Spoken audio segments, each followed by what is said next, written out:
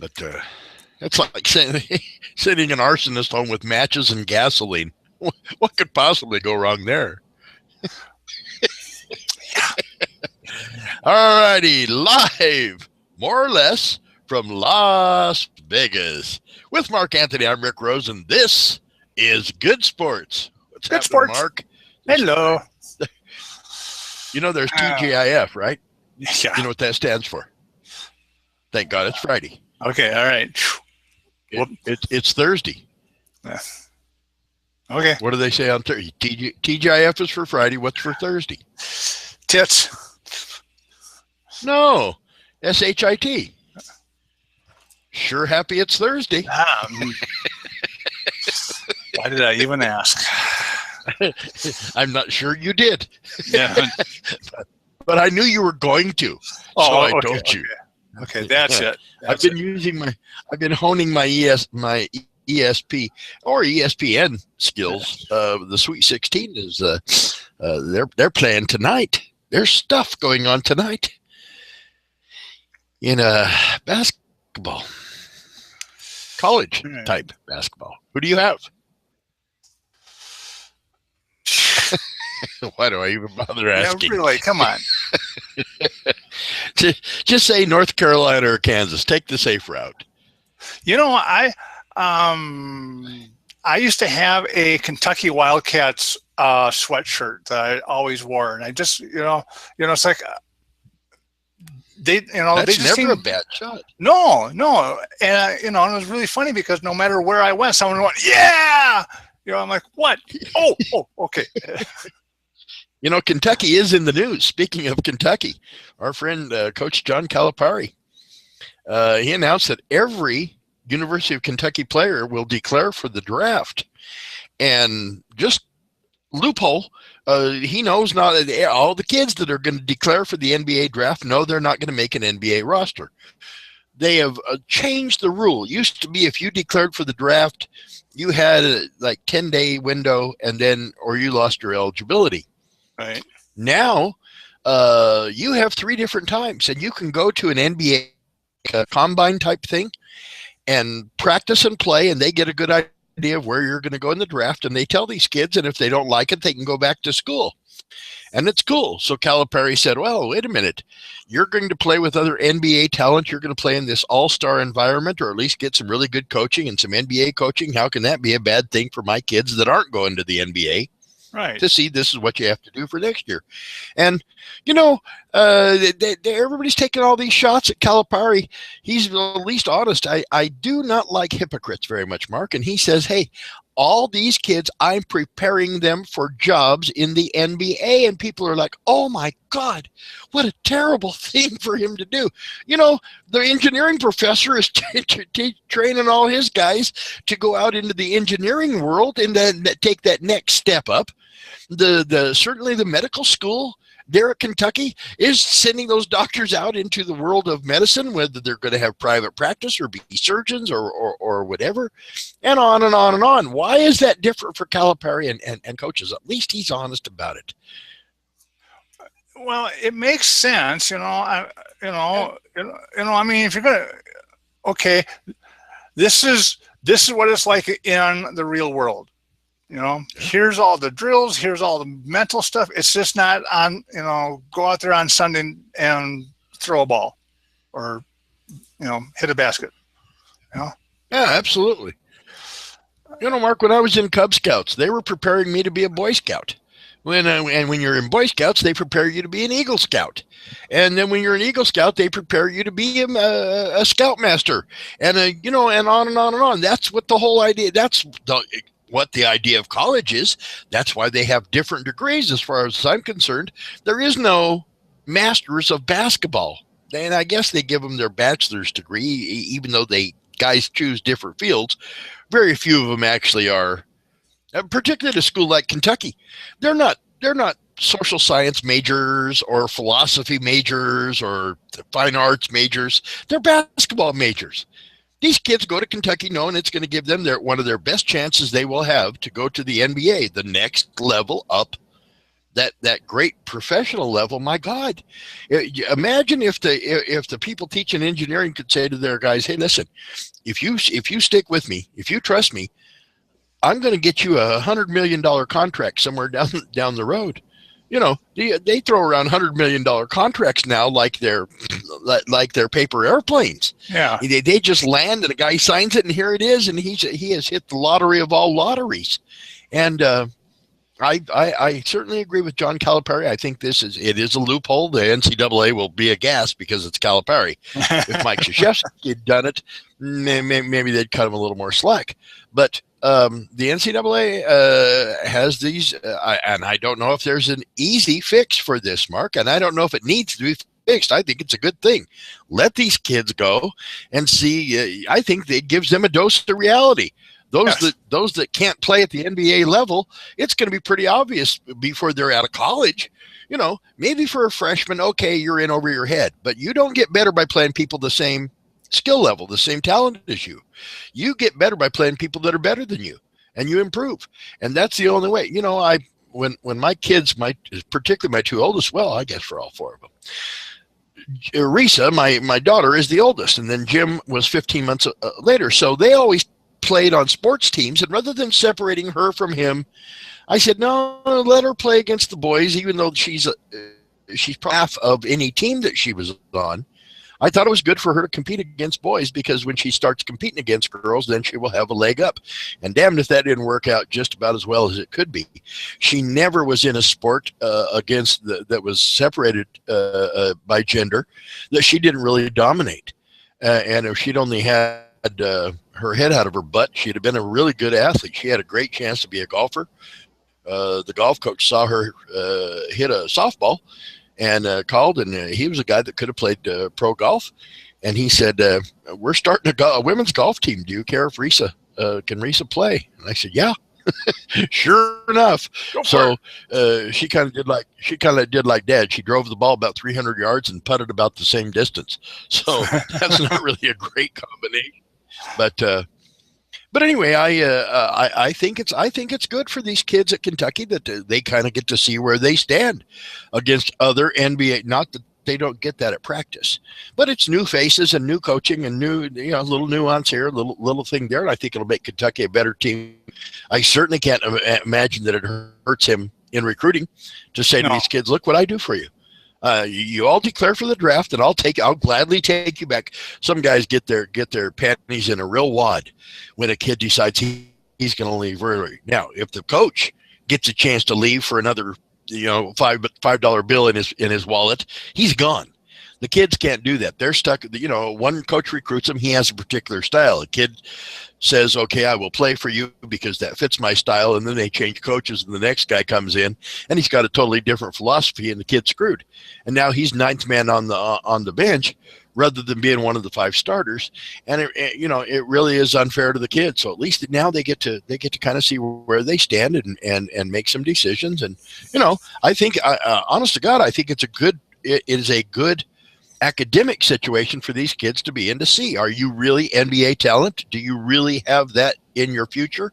Or should you concentrate on maybe being a player agent and settling for 10% of what the guys that can play get? So anyway, Kentucky no longer in the NCAAs, but and former NBA or Kentucky star Anthony Davis is out for the rest of the year, taking care of shoulder and knee injuries. He's not going to play on the Olympic team unless something really, really odd happens, Mark.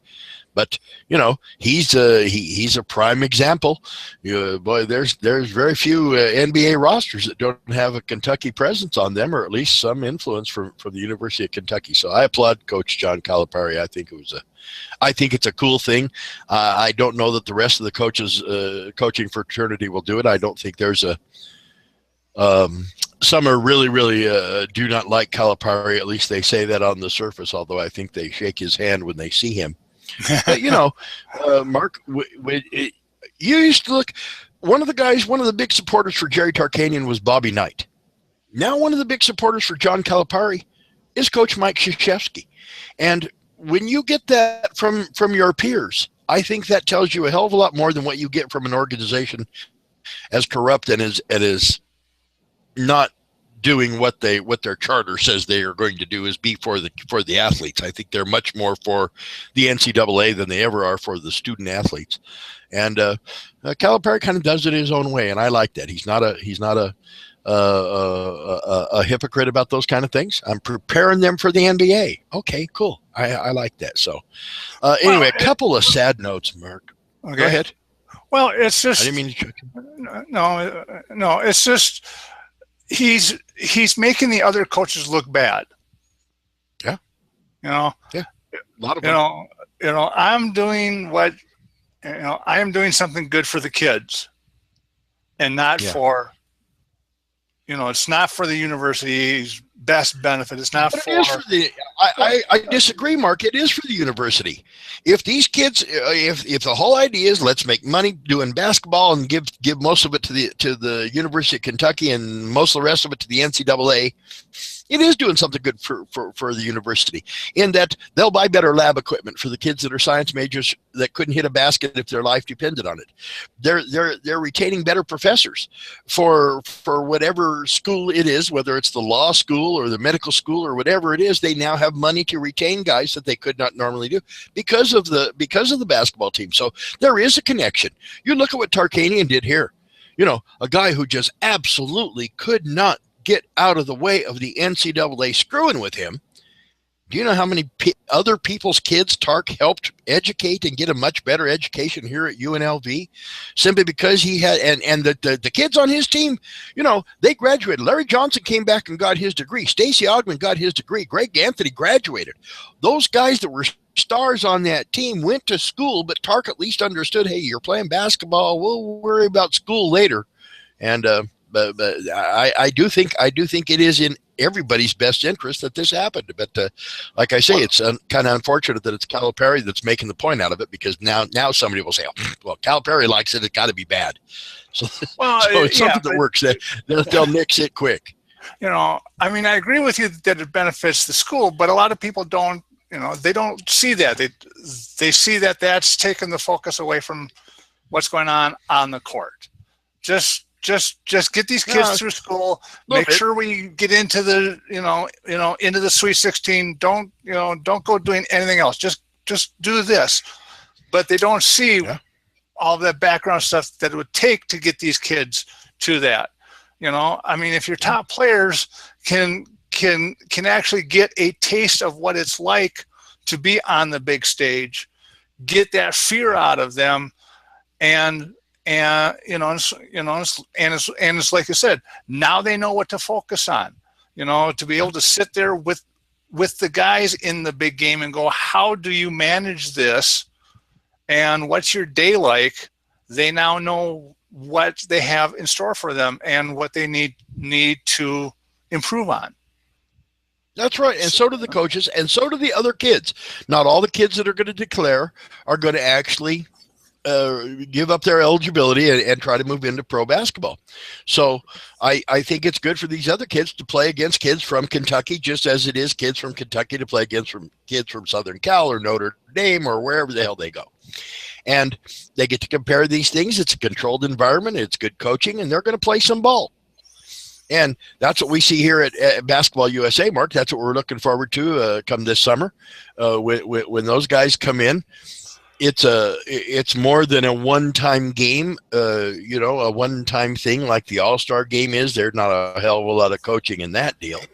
It's more of a fun type thing, and so I think I think it's good. So, like I say, it's kind of unfortunate that it's John Calipari that's pushing that process, because somebody will react just because it's Calipari, not because it's not a good idea. So right, okay. Anyway, back to a couple of the sad notes, Mark. Joe Garagiola and Yogi Berra were neighbors. They played in high school against one another. They're from St. Louis. Yogi Berra obviously was the better of the two, had the much better career, has World Series records that I doubt will ever be broken. And Joe Garagiola passed away yesterday at 90 years of age. And Joe Garagiola had a great impact on baseball because he had the ability to explain things in very basic form. He was very affable. He was a nice man, but he did his homework. He knew what was what. You could tell the guy had been a catcher. He was, catchers are in on every thing that happens on a. They're the only guys that can see everybody else. I guess they can look down and see their shoes and count all 9, but they're the only guy out there that can see where everybody else is playing. You know, the shortstop can't see the left fielder behind him, but the catcher can, to line them up and say, okay, here's an area that's uncovered, so you move your ass over here, or you move your ass over here, or whatever it is, and that's what the catcher does. And then Garagiola was a catcher, a student of the game when it was not all that cool to be, and he was one of the greatest baseball broadcasters of all time. And it's unfortunate. The guy was 90 years old. He lived a good life. And he got to do a lot of things, but that doesn't mean we're not going to miss him. And like I say, boy, they must have one awesome baseball game going on in heaven right now, because they got 2 really good catchers in Joe Garagiola and Yogi Berra. Kind of both. It's unfortunate that it happens at the same time, but they're very, very close to that. But then again, maybe Yogi was lonely. Another passing to note, Mark, Kevin Turner. Was a running back for the Patriots and the Eagles, and he died. He died of Lou Gehrig's disease, ALS. And he was one of the plaintiffs in the lawsuit concerning the concussions against the NFL, and I think it was settled in 2013 for now what they're saying is much less money than it should have been. Here's the little odd tidbit to that. You have morons... it's tough to call Jerry Jones a moron. He bought something for $160 million that's now worth $4 billion. So anyway, he's a denier. He's a climate change denier. He's a this denier. He's saying publicly there's still the jury is out on the connection between football and concussions.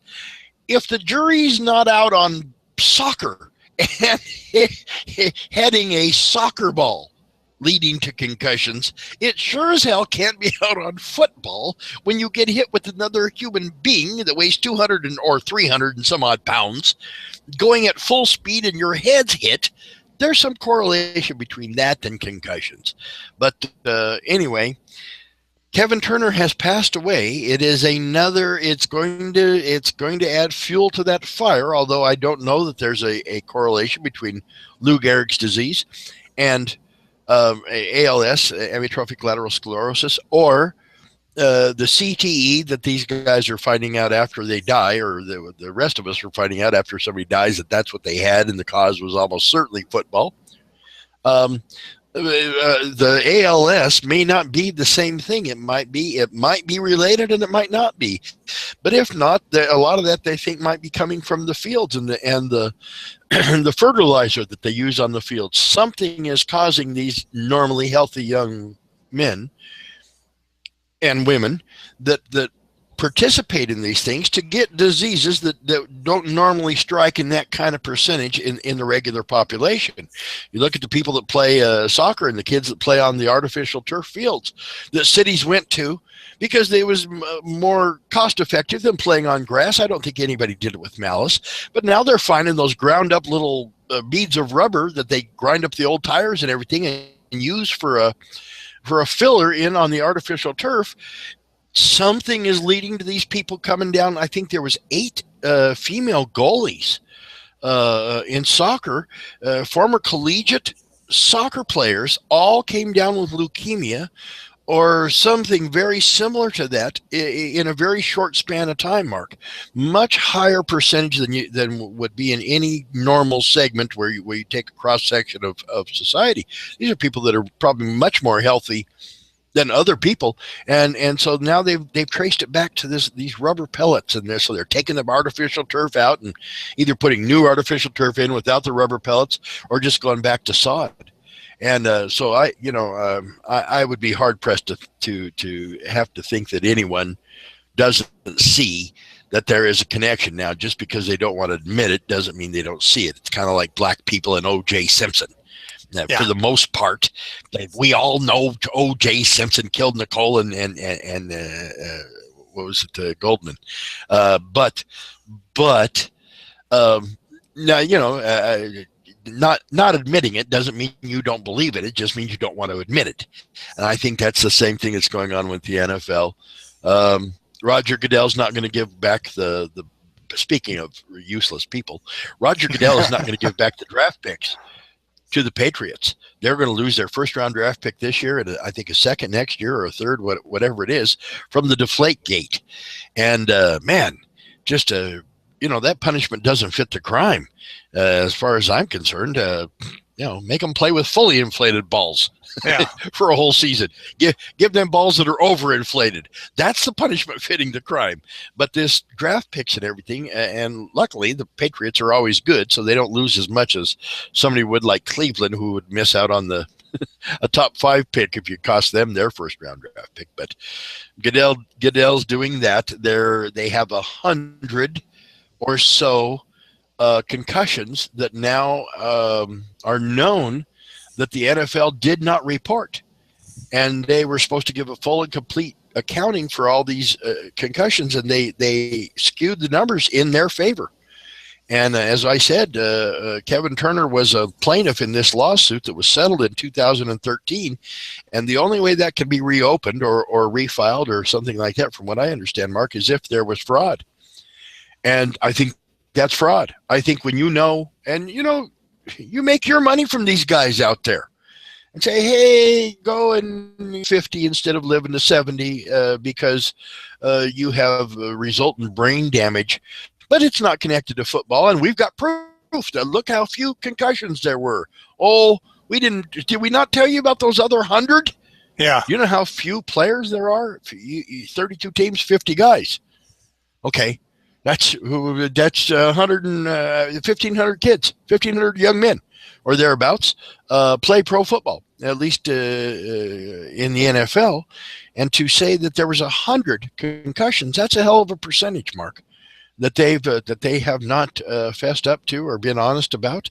And I hope it bites them right in the ass. And I hope they send Roger Goodell to at least packing, if not to some prison somewhere. It's just unconscionable to say, okay, we're not going to tell you. I'm a breast cancer survivor, Mark, and I'm sure you're aware of this, but my mother and my sister died very shortly after I had my surgery. My mom died 7 weeks after. My sister died on my last day of chemo, and they thought it was genetic. And God bless, I was treated at the VA hospital in Denver. They saved my life. They did the genetic testing on me. Kind of in my ear said, we're going to test you, even though we know what it's going to show. We want to use these results and move this forward for breast cancer research and cancer research in general. And I said, great. And they did the genetic testing, and they said, it's not going to cost you anything. It's a bit expensive. We'll pay for it. And, I said, great. So I went up and they did the testing. I think it was just like a blood test. They did the testing on me and it was nothing. And I came back home, and they called a week later and said, hey, listen, I hate to tell you this, but you're going to have to come back up to Denver. It came back negative, and so we want to test it again. So they tested again, and sure stuff, came up negative again, and they were freaking out. And it was 6 months or so later, Mark, my daughter called and said, Daddy, are you watching the news? And I said, no, but I will. And she said, turn it on to channel 11. And I did. And the Forest Service had lost 500 gallons of a very potent carcinogen that is an insecticide. 500 gallons of something they lost. It went into the groundwater and affected one of the wells at a place I was living at up in Woodland Park, Colorado. They did not tell anyone that they knew the water was tainted. And the water board did not tell anyone that they knew the water was tainted. I'm the guy that got the shit end of the stick on the deal. I'm the guy that came down with breast cancer. And it has changed my life forever, Mark. It has made me, it has certainly been a fundamental change in what I had planned. And that's a tough thing to think. And if the NFL's doing the same thing, God damn them. I hope they suffer every possible consequence that's bad that they can get. If somebody has let these guys, knowing there was a problem, and it's a problem, but it's not my head that's in that helmet, so what do I care? And I think that's the attitude they have. And if that is, I really hope somebody goes to jail. I hope somebody gets the message. You cannot do that. You just can't lie about these things that affect someone else's health and just be okay with it. And that, it happened to me. And I'll tell you right now, dude, you'll have to start saving your pennies right this second for bail money for me if I ever catch the SOB or one of the SOBs that did lie about it. And, there's no 100% direct correlation, Mark, but I will go to my grave thinking that somebody let me get cancer and I didn't have to. Somebody, all they had to do was tell me, don't drink the damn water. You know, whether it's Flint, Michigan, or Woodland Park, Colorado, when there's something in the water that might or might not kill you, you deserve to know. And they didn't. They didn't tell anybody, and I don't think the NFL is any better than that either. They did not tell these guys about 100 more concussions. And it's tough that the media has to, you know, we talk about freedom of the press. That's one of the things, man. When they find out, they say, you know, see something, say something. They saw 100 more concussions. And I don't think you've heard the end of this, Mark. I think it'll be a big thing. I think hopefully it will cost Roger Goodell his job. I think he's a company guy who's a pure bottom line, and you know, don't trust him anyway. He's a damned attorney. So bring back Pete Rozelle. He was an attorney, but he was a good guy. Yeah, I don't think this would have happened under like Pete Rozelle. I really don't. I think it would have been, oh my God, what are we going to do? And lie to him? No, let's not do that. You know, this is the guy. Pete Rozelle was the guy that suspended Paul Hornung and Alex Karras for betting $50 on their own damn teams. Suspended them for a year. By the way, betting on their own teams. Yes. Both are in the Hall of Fame. Pete Rose bet on his own team. Banned from baseball. You know, what the hell does baseball care? They don't do the voting. The baseball writers do the voting. I think they should leave it up to the guys they've trusted with everything else and say, okay, vote. Pete's eligible. If you think it's bad enough to keep him out of the Hall of Fame, great. But I think just like a Supreme Court nominee, he deserves the up or down vote. You know, I listen. I don't care if they let Merrick Garland take Judge Judy's place, or make him to say, John Roberts, move over. This is the new Chief Justice. I don't care, but I think he deserves a vote, and I think people deserve to know. And I think that's what the NFL has done, is say, well, we're smarter than you are. We're from the NFL. We're here to help you. I don't think so. So, yeah, that's the old joke. I'm from the government. I'm here to help you. You know, that hasn't happened. Speaking of the NFL. Another burr under their saddle is Michael Sam, the first openly gay player to announce, at least before the draft, that he was gay. And the kid had been Defensive Player of the Year at Missouri for the league, for the conference anyway. And he was drafted by the Rams in the 7th round. They had 4 7th-round draft picks and took him with the 4th of their 7th-round draft picks. He lasted for a little bit. Then he played with Dallas for a little bit. And then he finally went to the Canadian Football League. I think he played with the Montreal Alouettes for a month or so, and then quit, and then has come back. And now the story is emerging that now that the Rams are moving from St. Louis back to Los Angeles, people in St. Louis are pissed off. So they're letting out the secrets of, hey, you know, they promised us that we wouldn't have to do that Hard Knocks thing on HBO if we would just draft Michael Sam with one of our late draft picks and let him come into camp and kind of alleviate some of the pressure from the gay and lesbian community to, if you're going to diversify, show what America is.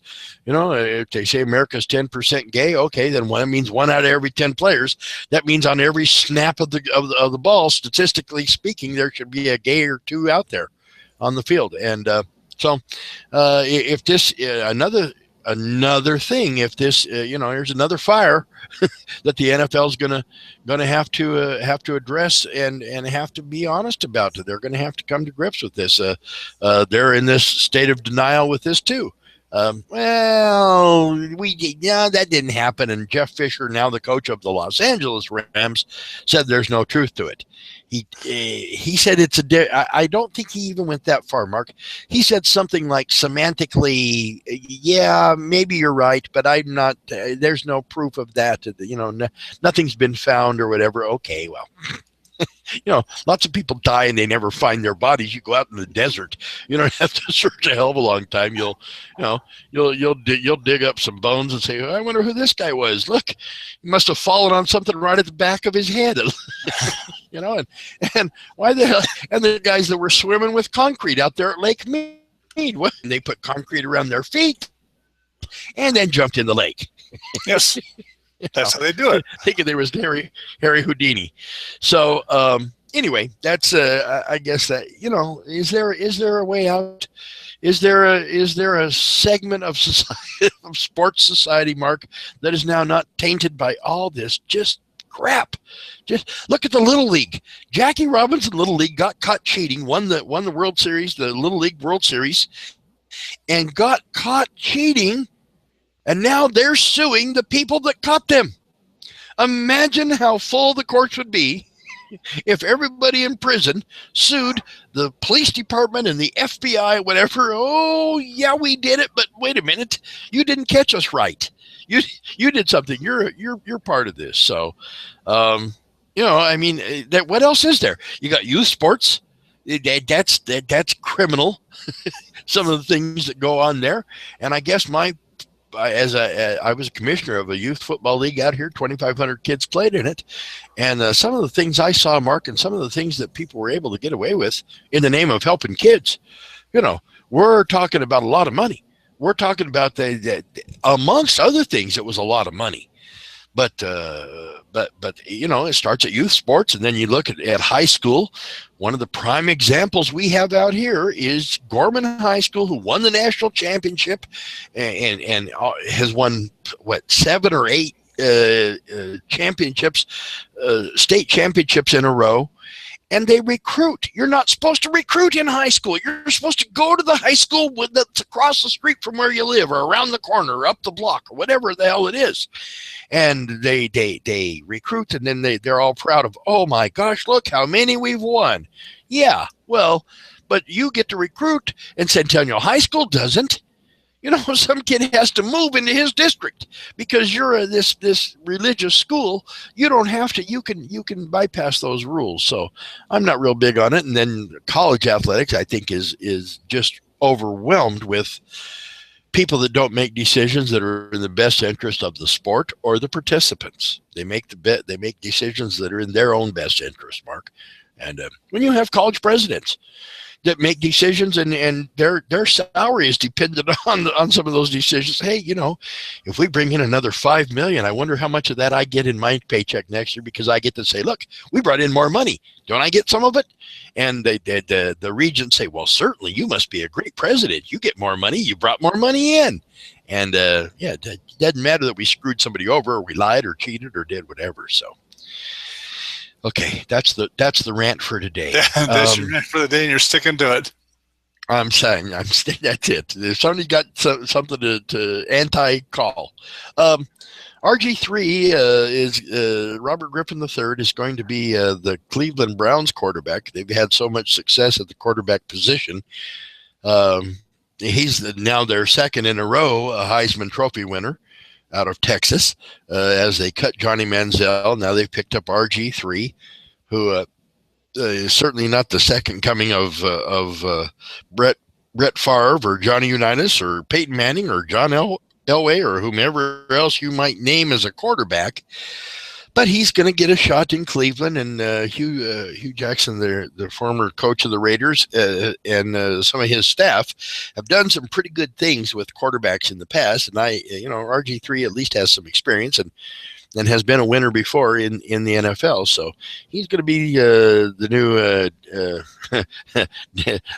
new meat in Cleveland for the opposition defense. Cleveland's got a lot of holes and a lot of problems, but they're gonna at least put their Easter eggs in RG3's basket for this year, and I don't know how that's gonna work out. If you don't have a line to protect him, I don't care who you have back there. And Cleveland is just so dysfunctional, has screwed up so many drafts. They don't have any. They say you draft to fill your needs. Holy crap! They need to draft a whole team. Like the New England Patriots would be a good place to start. Just sign them all. Just say, hey, come on over here to Cleveland. We're right down the, just not too far from the canal and the thing, and it goes right near you. So anyway, Colin Kaepernick is the next quarterback that's probably going to sign. He's probably going to sign with the Denver Broncos.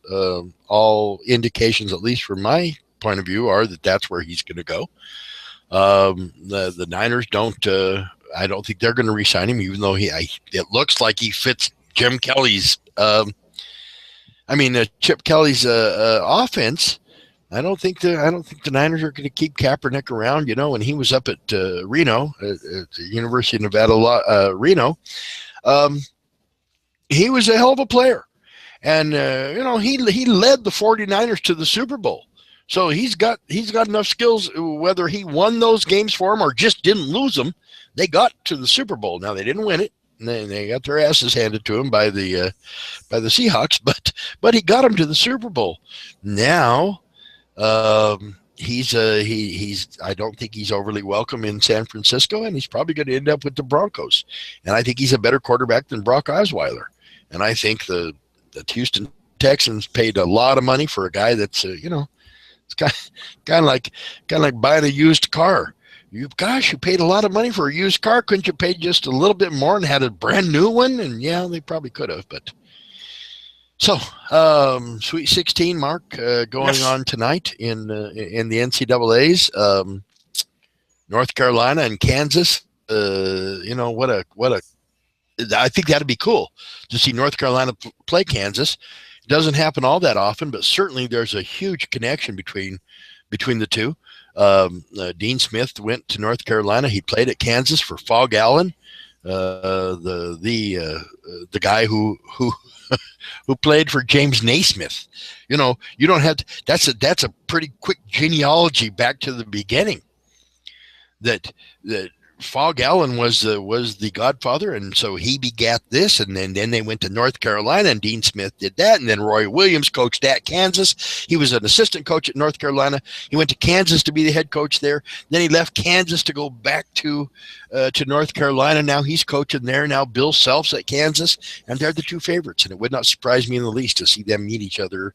This is the Sweet 16, and then it gets down to the Grade 8 or the Elite 8.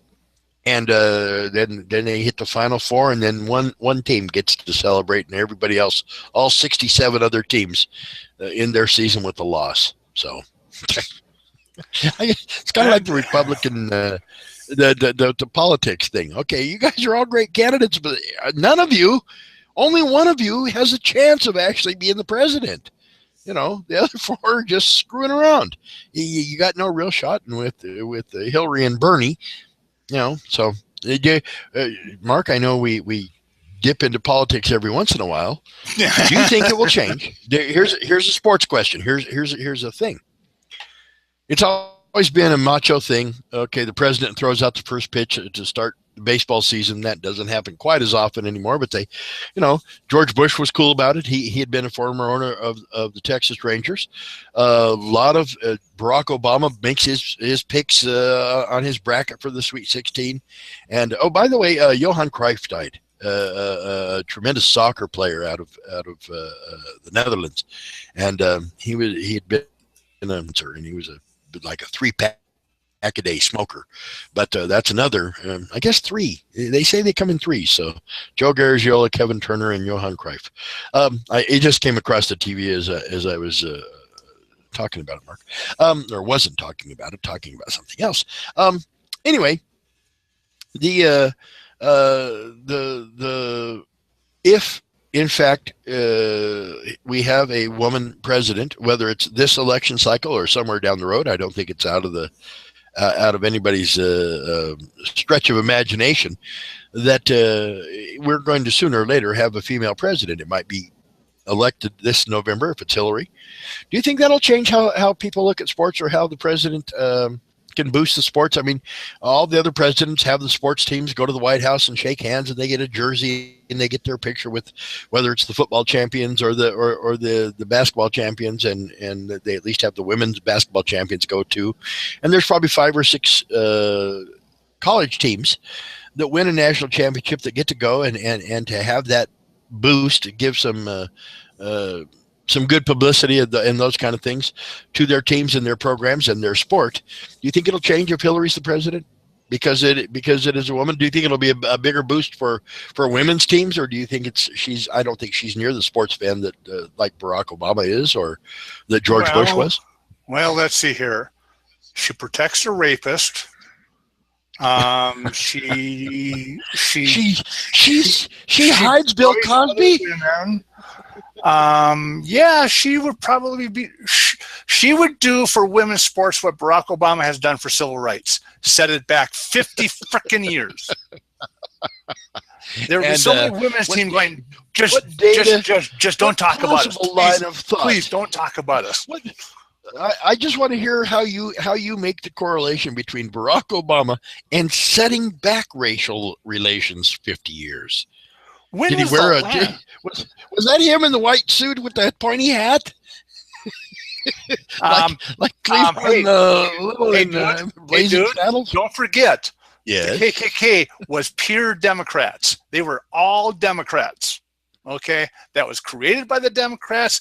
It was loaded with Democrats, and it was supported by the Democrats. And now the number one leader of the KKK says, "Hey, Donald Trump, Hillary, when she's in Gitmo, I will be behind her." They asked Donald Trump to just simply denounce the endorsement by David Duke, the head of the Ku Klux Klan, the Grand Imperial Wizard of the Ku Klux Klan. Your guy, Donald Small Hands Trump, didn't do it. He said, well, I don't know enough. You don't know enough about the KKK. It doesn't matter where they started, Mark. Do you really think that the Democratic Party, as you look at it now, has a whole hell of a lot of KKK members? Yes, starting with one from Searchlight, Nevada.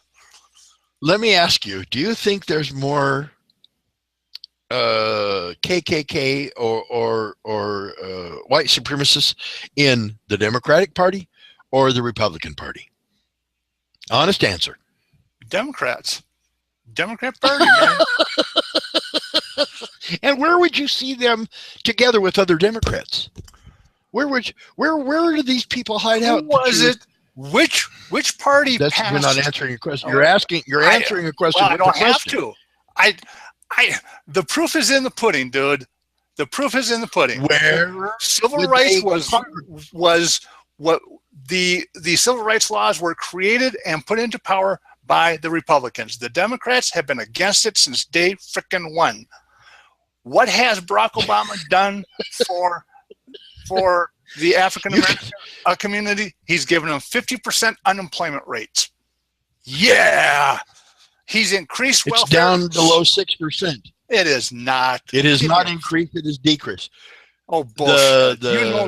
You know that is a lie from. You could have the Black Republican caucus in a phone booth and still have room to make a phone call. I don't know what the hell what channel you watch on TV, but even I think even Fox would say, wait a minute, you think there's more people of white supremacy ideas in the Democratic Party rather than the Republican Party as they now stand? Hey, dude. Not back in Lincoln. Hey. Yes. Mm-hmm. Put the pipe down, okay? Put the pipe down. No pipe, no nothing. Okay. The shooter at the theater in Colorado was a registered what? Democrat. The Fort Hood killer was a Democrat. The one who slaughtered the kids in the church was a what? Registered Democrat. Bullshit, Mark. You have no proof whatsoever. You are saying shit you saw somewhere else that somebody else lied about. If you show me their registration, if you show some proof, I might agree with you. But other than that, I'm calling bullshit. And you know it is. And it doesn't matter what somebody's registered as. How did you get off of that to, you mean the kid that killed the black people at the church in Charleston, South Carolina? Because he was a registered Democrat. You can register as anything. Right? You can we have the freedom to register. You can register as an independent. You could change you could change on the day of the caucuses here in Nevada. Republicans will let you, the Democrats don't. I think you have to be 3 days before for the Democrats. But you can register the day of the Republican caucus as a Republican, and then change back and forth. So, I mean, that's a very invalid. That's a tough place to stand on, Mark. It's a very small rock in the rushing waters out there. But you have no proof. There's nothing that says anybody was a Democrat, and that had the dogma that the Democrats put out leads to people killing people for racial reasons. What about let's where do you get this breakdown? Where do you get your stats, Mark? I see. It came to you in a dream. A little bird told you. Yes. We're now sitting next to Fidel Castro talking about how horrible America is. Oh yeah, that's right. Sitting next to Raul Castro. Yeah, Fidel can't sit anymore. A world leader for the first time touches down in Cuban soil, and this in first time in 90 years. Not this the first time. This beloved president that the world loves with all their might. He is the greatest thing since frickin' sliced bread, and he travels to Cuba to visit his childhood hero, the man that he had his first orgasm masturbating to. Doesn't even meet him at the airport. Doesn't even acknowledge that he's there until a day later. Yes, that's a world leader. And so this gives you the idea that there's some conspiracy there. Maybe they met each other in Kenya. Well, probably. Wouldn't doubt it. You know, somebody had to shovel up the shit from Castro. Before we get out of here, here's the thing that's this is one of those Republican, Democrat, black, white. I don't care.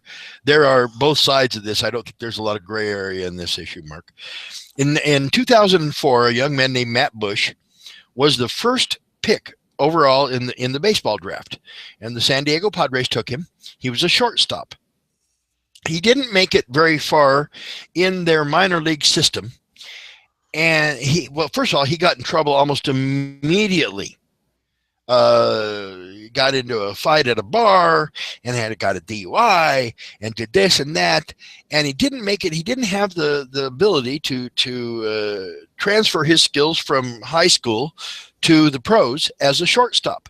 So he became a pitcher, and he tried to make it that way. And he made it to Double-A ball as a pitcher. But in the meantime, when he wasn't throwing a baseball around, he just got out of 34 months in prison following a DUI where he ran over a 72-year-old man named Tony Trofano, and he hit and run and spent 34 months in prison out of a 51-month sentence. He's out now. He's on his fourth team.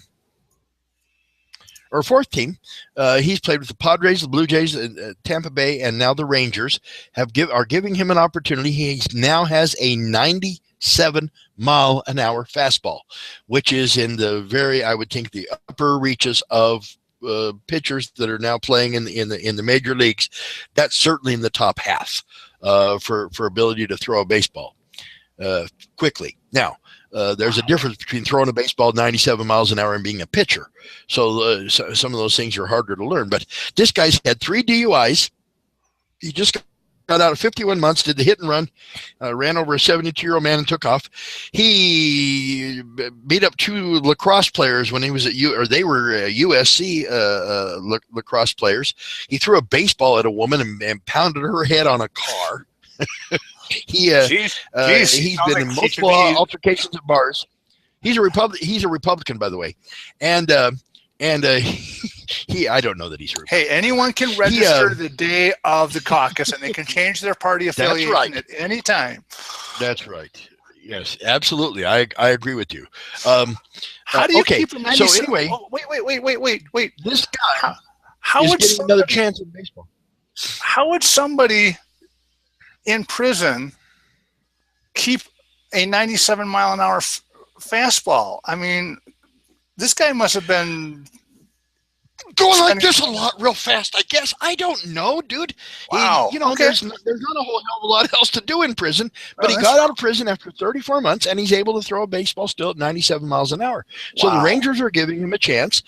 He tried out with them, and the general manager of the Rangers was commenting about, he throws a 97-mile-an-hour fastball at your knees, and this kid's going to get a chance, and I guess everybody deserves a second chance, but you would think after 3 DUIs, all the other arrests, all the other trouble that this kid's been in, he has had a second chance, a third chance, a 9th chance, a 12th chance. When is he going to get enough chances? I don't think they're doing him a great deal of favors other than he's going to be rich again. He got a good deal of money in 2004 with the signing bonus and all that stuff. And I don't know how much crap you can buy at the commissary with the millions and millions of dollars. But he's now Matt Bush is now going to be at least invited to camp and have a chance at making the Texas Rangers ball club, or at least playing in their minor league organization, and have a shot to move up later in the season. And I mean, 3 DUIs, all this stuff. I think they're asking for trouble. On the other hand, there's part of me that says forgive and forget. And maybe he should play give somebody a second chance. Maybe he learned. Maybe he got to the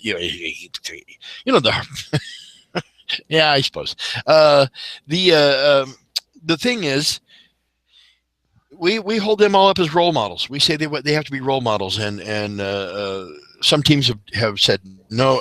I think it's Tampa now can't have facial hair, mustache, can't nothing.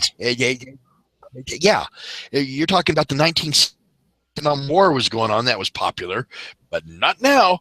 Anyway, you can't. Don Mattingly has said that his team cannot have facial hair, and they have all these different types of things. And yet here they're giving this kid, if you can throw a baseball, if you can throw a football, if you can shoot a basketball, you get a chance. That's what they're doing with this Matt Bush. I don't know. I would like to hear what Mr. Trofano thinks about this. He was on a motorcycle, 72 years old, riding a motorcycle, and got run over by this clown who ran away. And I think they're asking for trouble. I hope it works out. I hope we've saved a human life and the kid does good. But I think he would be better served going around and talking to other kids and other baseball teams and saying, this is how you screw up. This is how you keep from screwing up, and maybe done more with his life than throwing a baseball. But anyway, that's the world of sports. Mark, basketball starts here in just a few minutes. So, and do you realize that the women's NCAAs are on right now too? Yeah, right. The University of Connecticut Invitational, and they are odds-on favorites to win again. Gino Auriemma, one of the greatest coaches to ever walk on a basketball court. The fact that he coaches the women's team is insignificant as far as I'm concerned. What a tremendous run the University of Connecticut has had in our lifetimes in this last 15, 20 years, Mark. They are the team to beat every single year. They reload. I don't know if that same system would work with the men because of the added pressure that the guys get. They're on TV all the time. The girls are on like the channel that's right after the PBS broadcast of the reenactment of the Civil War. But it's just not to me, it's not the same kind of pressure. But nonetheless, the women's are on right now. The NIT is going on. This idiotic tournament, the Vegas 16 tournament with 8 teams in it, is playing out here, I think at the Mandalay Bay in Las Vegas this weekend.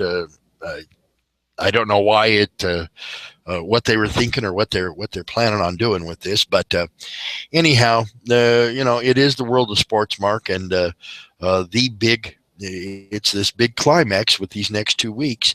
The NCAA has their final four, has the March Madness, boy, and you talk about cashing in. So all right, let's recap, and you stop me at what we think is the most important. Okay. The NCAA is the Sweet 16. Robert Griffin III to Cleveland, Kaepernick somewhere, Matt Bush getting out of prison and getting another chance with another team. hopefully that 34 months was well spent in some reflection on his part and saying, okay, here's the opportunity. I better not screw this one up. I'm not going to get another one after that. The Rams, it has been exposed that they lied about Michael Sam, or that they were less than open about the reasons they took Michael Sam, the openly gay young man out of Missouri who was drafted by the Rams in the 7th round. Some say by a promise to not have to appear on HBO's Hard Knocks, which not all the coaches like. Passing of Joe Garagiola, the passing of Kevin Turner with the Pats and the Eagles, the passing of Johan Cruyff, and also a note. God bless all their families and friends and loved ones, and we hope that they find comfort in our words and our prayers. But Gary Shandling, a man who made people laugh, passed away earlier today. For those of you who don't know. Gary Shandling was just one of them funny guys. He didn't laugh very much. He always looked like a sad sack, and he always had that kind of whiny, nasally, but he was hilarious, I thought. So he was. Thoughts and prayers to all their families. By the way, tomorrow is Good Friday. I'm not certain that's an appropriately named day in the Christian religion. It is the beginning of the re-beginning of whatever. It's the day that Jesus Christ was crucified, and Easter Sunday coming up this weekend. NASCAR does not race. At least the Sprint Cup guys don't race on Easter Sunday, but the Xfinity guys do. And I don't know what sense it makes to let one off and they tell you, oh, you guys get to go have Easter egg hunts and you guys race. So anyway, a lot of still stuff about Joey Logano. There's a big article about all the people that he's ticked off, and that he has now real enemies in NASCAR and this and that. No, Logano's a good guy, but anyway, okay. Take your choice. Which all of the University of Kentucky Wildcats are going to declare for the NBA draft, and those are the stories we've covered today. Mark, put them in order for me, buddy. Wow. I would put the University of Kentucky first, just because it is it's a no-brainer. Give these kids a taste of why they're there. Yeah. We took the best. You watch the crap that Calipari has to take. You watch the crap that's going to come down that says this is such a bad thing. I don't think so. I don't agree with it, but I do agree with you. I think of all those things, other than the passing of people that have been so much to sports. By the way, next weekend, Mark, comes the big league weekend to Cashman Field, and the Cubs and the Mets are going to play in their final exhibition games. And, it's going to be the last chance. It's always a huge thing here in Las Vegas. And the fine folks at the Las Vegas 51s, Don Logan, our buddy Jim Gemma, they all do such a great job there. And in an antiquated stadium, they're as we speak, they're meeting. I saw the mayor there and everybody talking about, do we want the money to go for more convention area, or do we want to use some of that money for a state, have the Raiders play or somebody else play and whatever? So that's also some of the goings on here in Las Vegas. I guess we'll talk about that next week as we see who wins out in this deal. But it's somewhat kind of like the MGM Grand versus the Sands. I think the MGM and their folks would much prefer to not have competition for their new White Elephant thing that's opening a couple of weeks. Are you going to go to did you get your invite to the grand opening? No, I did not. Somehow it missed me. Mine is still in the mail too. Yeah. they must not have my right address. I've got to call and see how that happens. So, there's several things going on, but, anyway, all in all, I do wish you a happy Good Friday and Easter weekend, Mark. And thank you. I do think it's an exciting time. We're gonna, there never seems to be an end. All these things overlap now, and something's always going on. And now it's, man, every time you open it up. The lawyer said, the spokesman for this said, come on, what about guys playing? Yeah, just. And by the way, something we didn't talk about, Mark, which we're going to get into next week, is the state of New York, their legislature finally okayed mixed martial arts in New York, and that's going to be huge. And I think when they can have a fight at Madison Square Garden, it will be very similar to what happened when NASCAR finally got to run at Indianapolis Motor Speedway. That they get to go to the mecca of boxing and show their skills there. And I will tell you this: I don't think it's good for boxing that MMA has been now allowed into New York, because that was the last bastion of hope for boxing. That was their only little refuge out there. Now they're like Taiwan. Okay, yeah. There's China right there. Sarah Palin can see them from here. It's right. It's just right there. So, anyway, we got things to look forward to, buddy. And as always, Mark, I appreciate your time and efforts and turning knobs and twisting dials and all the things you do. All those good things. And as for you, as for you folks out there, we appreciate you listening and joining us, and I appreciate your comments that I get, most of them that I get on email. So not necessarily the ones that end with the word YOU. I hear that often enough anyway, so and I'm not capable of completing your request. But other than that, I'm good. So any parting shots or last words here, Mark? Not after that comment. Just that just opens way too many doors. All right. Well, happy Easter, folks. Please all stay safe. God bless. And we will see you right here on Good Sports. For Mark Anthony, I'm Rick Rosen. Thanks for listening. We'll talk to you next week. Bye-bye. Bye.